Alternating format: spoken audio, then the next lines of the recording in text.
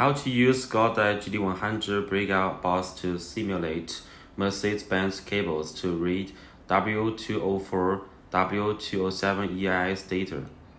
For W204 and W207, if you lose all the keys, you have to remove the EIS from the car for data collecting and data communication. Now we use Godiag GT100 to communicate with this EIS instead.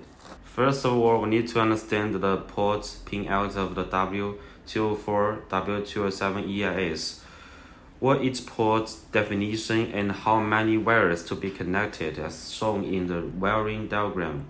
There are 5 wires to be connected and there are corresponding marks on it. The brown GND wire is connected to the first port on the left. The red one is a 12-volt wire. It is connected to the fourth port.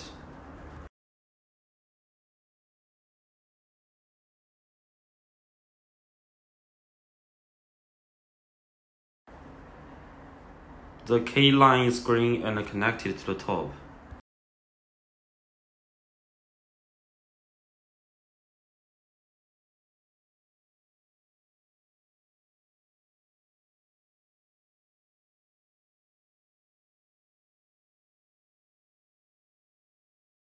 There are CANH and CANL wires. The black one is CANH and the white one is CANL. A total of 5 wires are inserted.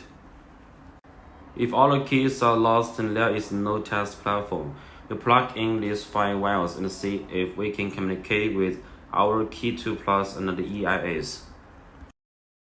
Enter the EIS, click on Start and then Automatic Identification.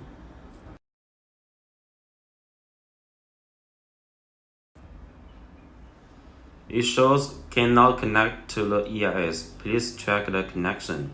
Because the GT100 power switch is not turned on, so turn it on now.